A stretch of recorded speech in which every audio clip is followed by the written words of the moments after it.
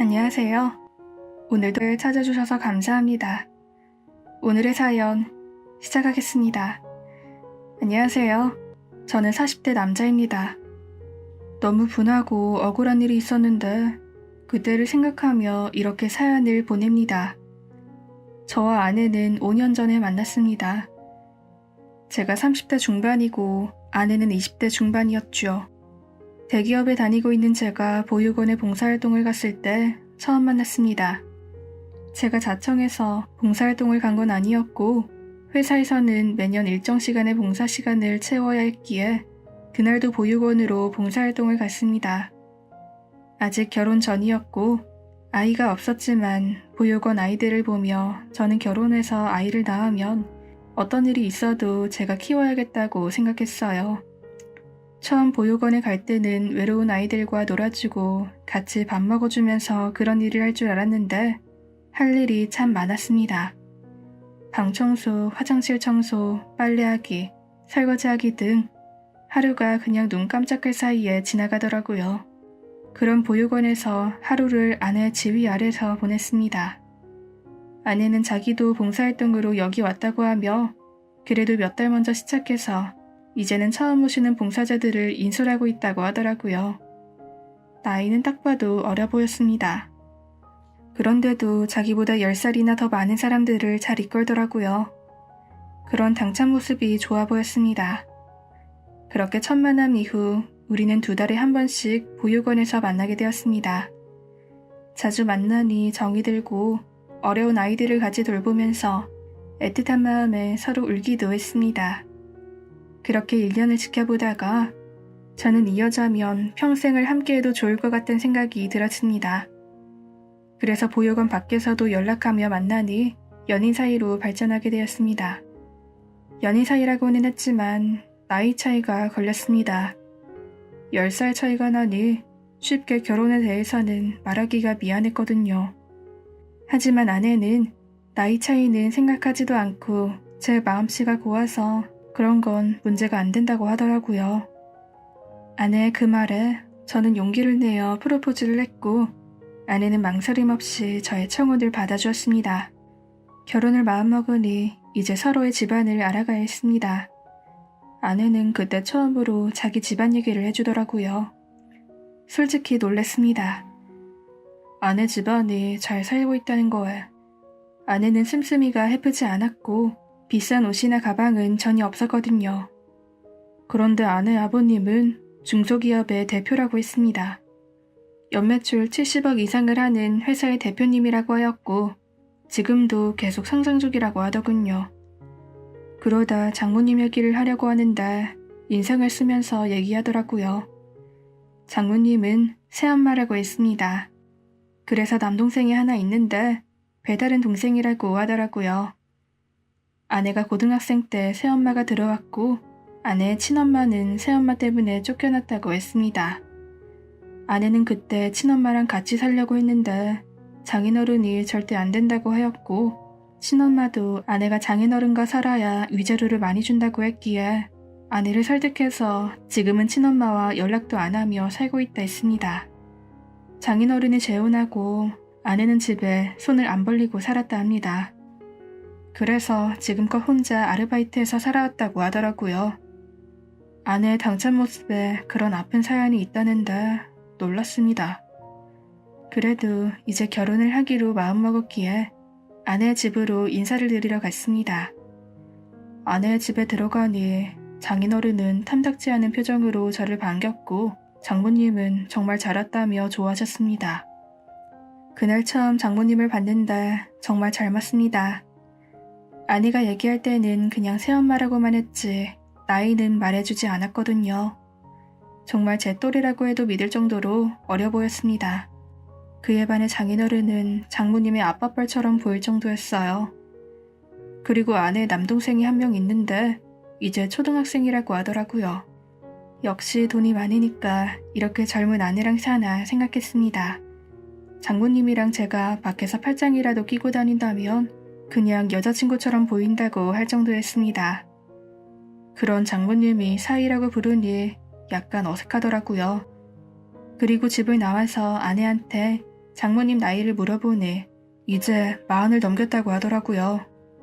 저랑 5살밖에 차이가 안 나니 그럴 만도 있습니다.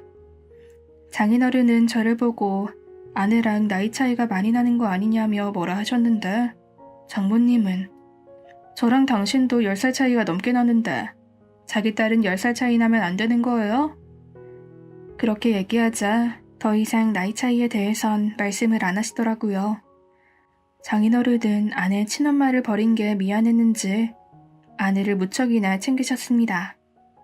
그리고 아내가 좋은 남자 만나길 너무나 원했기에 저를 더욱 꼼꼼히 본 것 같아요. 장인어른의 면접 아닌 면접을 보고 어느새 저에 대한 믿음이 생기셨는지 저를 사위로 받아주셨습니다. 우리 집은 아내 바른 모습에 무조건 좋다고 하셨죠. 그렇게 두 집안에 상견례를 진행했습니다. 우리 집에선 역시나 장모님을 보고 놀라시더라고요. 상견례 전에 부모님께 장모님이 40대 초반이라서 많이 젊어 보일 거라고 미리 말씀을 드렸지만 생각보다도 너무 젊은 외모에 다시 한번 놀라셨습니다. 그리고 장인어른이 그만큼 더 늙어 보여서 더 그렇게 느끼셨던 것 같습니다. 장모님이 너무 젊은 건 외에 별다른 문제 없이 상견례는 잘 마무리되었고 우리는 결혼하게 되었습니다. 결혼 날짜가 잡히고 장인어른이 저를 불렀습니다. 장인어른 회사에 가니 정말 의리의리했습니다. 이 회사가 나중에 내 회사가 될 수도 있겠다는 상상을 하며 아버님이 계신 방으로 들어갔어요. 아버님이 저를 부른 이유는 신혼집이며 혼수 관련해서 얘기하고 싶다고 하셨어요. 저는 그동안 1억 정도 모아서 추가적으로 대출받고 전셋집을 알아보고 있다 했어요. 그러자 아버님은 우리 딸한테 미안하기도 하고 딸한테 해준 게 없어서 결혼에 들어가는 비용은 다 내주고 싶은데 괜찮겠나? 자네만 허락해주면 자네 회사 근처 아파트 하나 해주고 싶은데 아내는 아버님께 손을 벌리고 싶지 않아서 저한테도 우리 소박하게 시작하자고 했었는데 아버님이 그런 아내 때문에 저를 불렀다고 생각했어요. 그러면서 제가 집을 장만한 것처럼 해서 집을 구해준다고 했습니다. 저도 아내의 마음을 알긴 알겠지만 아버님의 이런 부탁을 안 들어드릴 수가 없었어요. 그리고 내심 좋기도 했고요. 그렇게 아버님은 결혼 비용을 모두 지불하셨고 아내에 대한 미안한 마음이 어느 정도 보답됐다고 하셨습니다. 그렇게 아버님의 전폭적인 지원으로 아내와 저는 행복한 결혼 생활을 시작할 수 있었어요. 하지만 생각지도 않은 곳에서 결혼 생활은 삐걱대기 시작했죠. 아내 친정이랑 멀지 않은 곳에 신혼집을 차려서인지 장모님은 자주 우리 집으로 오시곤 했어요. 오실 때는 아내랑 서먹서먹한 사이라서 좀 더 친해지려고 오신다고 하는데 아내는 정말 싫어했습니다. 아내가 한참 사춘기 시절에 아내의 친엄마가 집에 있는데도 장모님은 장인어른과 팔짱을 끼며 집에 들어왔고 대놓고 아내의 친엄마를 타박했거든요. 그 모습을 보며 자라서인지 장모님이 어떻게 잘 보이려고 해도 아내는 눈 하나 깜빡 안 하더라고요. 그렇게 장모님은 아내가 싫어하는데도 계속 우리 집에 찾아오셨고 아내가 집에 없을 때도 찾아오게 되었어요. 그리고 저에게 아내 어디 갔냐며 아내 때문에 자기가 너무 힘들다며 푸념하시더라고요. 집에 있는 와인을 보시곤 한 잔 달라고 하셨습니다. 막상 단둘이 있으니까 정말 어색하더라고요. 장모님은 사이라고 하는데 정말 친구라고 해도 될 정도로 젊은 장모였기에 이상했습니다. 어쨌든 젊은 장모라도 장모이기에 와인을 한 잔 따라드렸어요. 그러자 젊은 나이에 씹어서 딸한테 인정도 못 받으면서 사는 게 힘들다고 하더라고요. 그러다 장인어른 얘기도 했습니다. 나이 차이가 많이 나다 보니 자기를 잘 못 받아준다고 괜히 늙은 사람이랑 결혼했다고 얘기했어요. 물론 부부 사이가 안 좋으면 그렇게 생각할 수도 있겠지만 사위한테 그런 소리를 왜 하나 싶었어요. 이런저런 얘기를 하다 보니 어느새 와인 한 병을 다 마셨고 저는 다른 와인을 꺼내려고 일어났습니다. 그러자 장모님은 제 엉덩이를 치며 얘기했어요. 역시 젊으니까 엉덩이가 탄탄하네. 사위 다시 보니까 귀엽네. 저는 너무 놀라 장모님한테 이러지 말라고 하였는데 장모님은 사위장모 사이에 뭐가 어쨌냐며 웃어 넘기시더라고요. 그러고 일어나서 제 볼에 입을 맞췄습니다. 순간 이러면 안 되겠다 생각이 되어 장모님, 많이 취하신 것 같은데 제가 택시 불러드릴게요. 이제 곧 아내도 올 시간이고 아내가 장모님 취한 모습을 보면 안 좋아할 것 같아서요. 그렇게 얘기하고 좀 더 있고 싶다던 장모님을 택시 태워 보내드렸습니다. 장모님이 저한테 했던 행동에 대해서 아내한테 얘기해야 하나 고민을 했습니다. 하지만 아내가 극도로 싫어하는 장모님이 저한테 이런 행동을 한 걸 아내가 안다면 저한테 실망이 클 것 같았어요. 그래서 오늘의 일은 장모님이 그냥 취해서 실수한 거로 넘기기로 했습니다. 하지만 그날 이후로도 장모님의 유혹은 계속되었어요. 저에게 문자나 전화를 하며 어디로 나오라고 계속 저를 불렀습니다.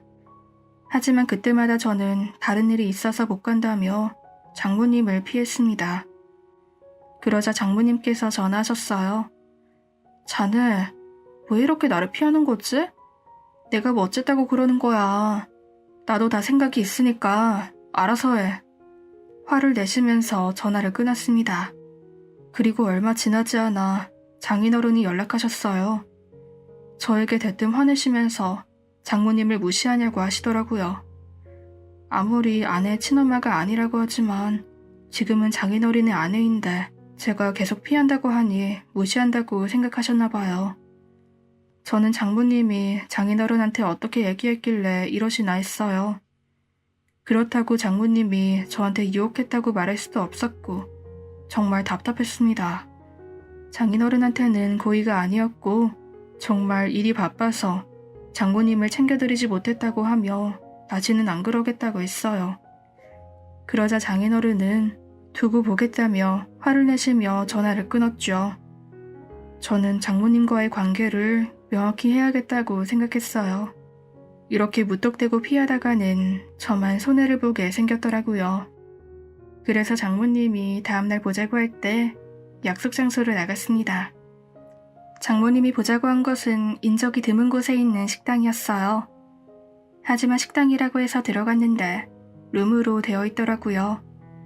룸에서 장모님과 단둘이 식사를 하게 되었습니다.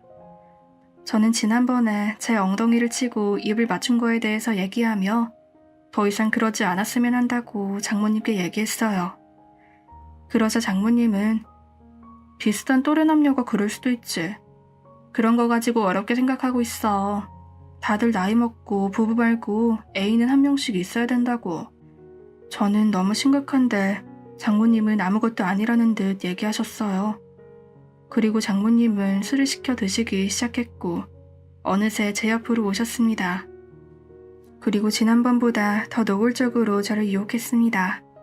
그러면서 자네랑 나만 몰래 만나면 아무 상관없을 거야. 그러니까 자기도 마음이 가는 대로 행동해. 나중에 후회하지 말고. 저를 끌어안았습니다. 그리고 입을 맞추려고 하였죠. 순간 아내가 떠올랐습니다. 장모님한테 이러지 말아달라고 부탁을 하려고 했는데 다시 이렇게 유혹을 하니 어쩔 수가 없었습니다. 장모님을 밀치고 그 자리에서 일어났습니다. 그리고 장모님, 저는 장모님 사위예요. 우리가 이러면 장인어른이랑 제 아내를 어떻게 보려고 그래요? 제발 부탁이니까 이러지 말아주세요. 장모님도 지금 이러는 거 알려지면 장인어른이 가만히 있으시겠어요? 하지만 장모님은 상관없다면서 저에게 안기려고 했습니다.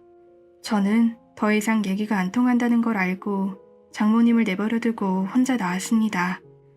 다음 날부터는 장모님이 자신의 특정 부위를 찍은 사진을 보내주시더라고요. 그리고 자기 몸매가 이 정도인데 생각이 없냐고 하시는데 두 손 두 발 다 들었습니다. 저는 혹시나 장모님과 이렇게 문자를 주고받는 걸 아내에게 들킬까봐 장모님이 연락 오실 때마다 흔적을 지우기 바빴습니다. 결국엔 장모님 번호를 차단하게 되었어요.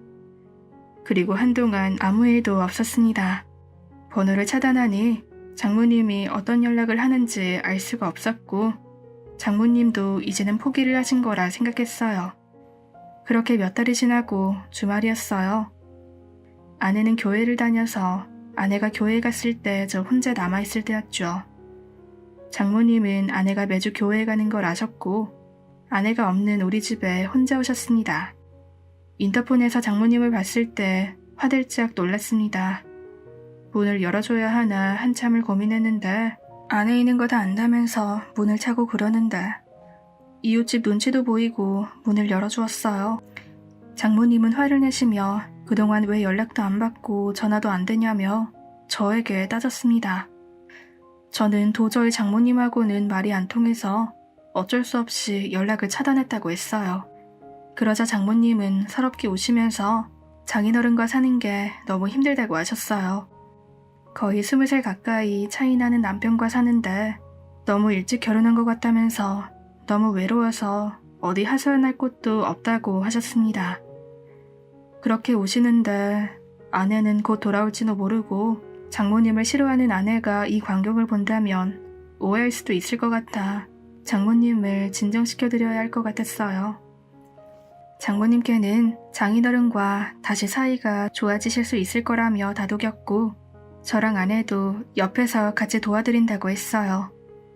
하지만 그게 장모님의 연기일 줄 꿈에도 생각 못했습니다. 그렇게 제가 옆에서 다독여주니 저를 안으면서 눕혔습니다. 너무 놀라서 제발 이러지 말라고 했지만 막무가내로 제 옷을 벗기시는 거예요. 그러면서 자네도 원하니까 마누라한테 내가 이러는 거 얘기 안 한 거 아니야? 우리 그냥 좋게 좋게 만나자. 서로 외로움 달래면서 자기만 받아준다면 우린 좋은 애인 사이가 될 수 있을 거야. 저에게 입을 맞추는데 저도 더 이상 말로는 안 되겠다 생각이 되어 장모님을 밀치며 두 팔을 잡았어요. 그리곤 그동안 아내가 오해할까봐 장모님 이러는 거 말 안 했는데 이제는 말해야겠네요. 저도 더는 못 참겠습니다. 그렇게 얘기하고 있는데 문이 열리는 소리가 들렸고 아내가 교회에서 돌아왔습니다. 저랑 장모님은 거실에서 누워 있었고 저는 장모님의 두 팔을 꼭 잡고 있는 상황이었습니다. 정말 운도 지지리 없지. 하필 그 상황에 아내가 오다니. 정말 오해를 할 만한 상황이기도 했지만 장모님은 세기를 박았습니다. 갑자기 엉엉 울면서 제발 이러지 말라고 했고 아내한테는 살려달라고 하는데 그 상황만 보니 저만 나쁜 놈이 되었습니다.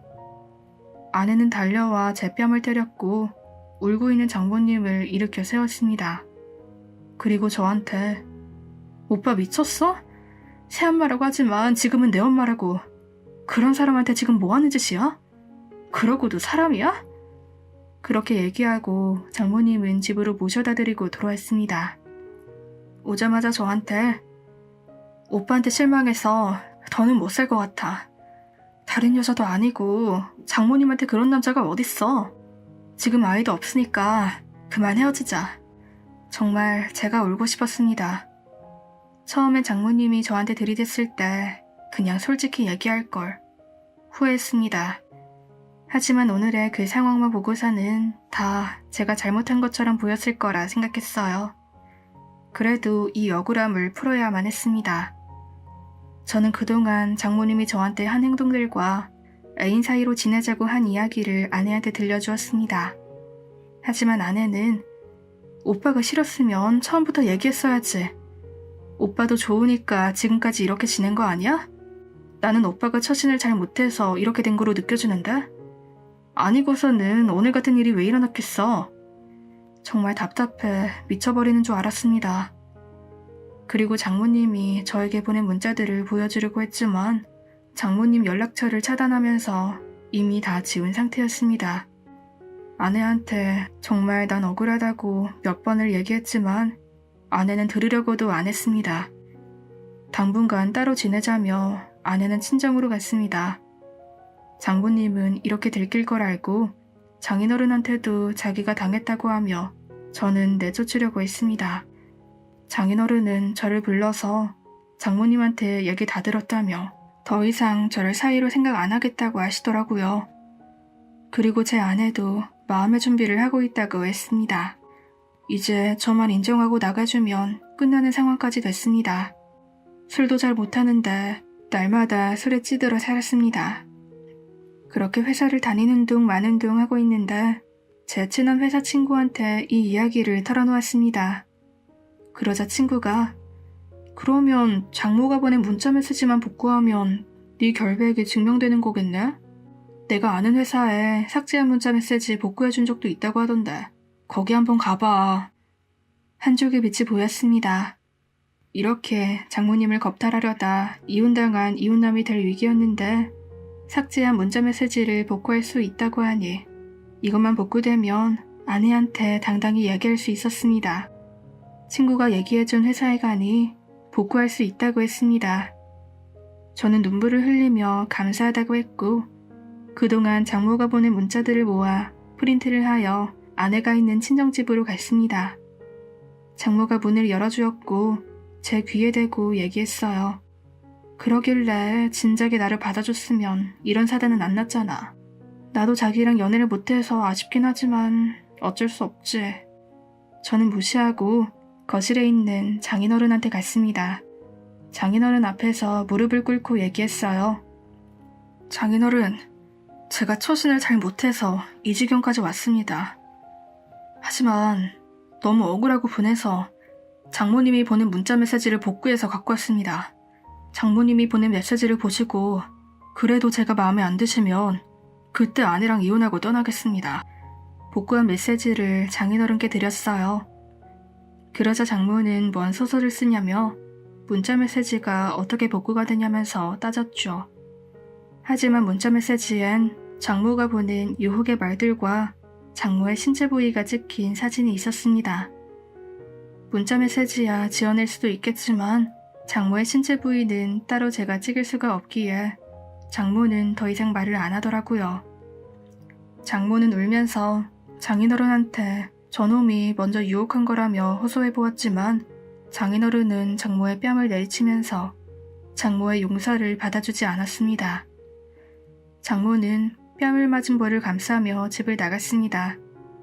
저는 아내한테도 복구한 메시지를 보여주며 처음부터 알렸어야 하는데 미안하다고 했어요. 아내도 그제야 자기도 오해했다면서 저를 눈물로 안아줬습니다. 그날 일로 장인어른과 장모님은 이혼했습니다. 장인어른은 저한테 미안하다며 여자들이 유혹해오면 뿌리치기가 쉽지 않았을 텐데 우리 딸을 너무 사랑해준다면서 고마워했습니다. 그렇게 젊은 장모의 유혹을 버텨내고 지금은 장인어른 회사에서 같이 일하게 되었고 조만간 회사를 경영하게 될 것 같습니다. 만약 그때 장모의 유혹에 넘어갔다면 지금 이런 회사의 사장 소리도 못 듣게 되었네요.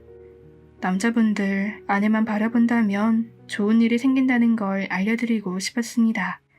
제 긴 사연 들어주셔서 감사합니다.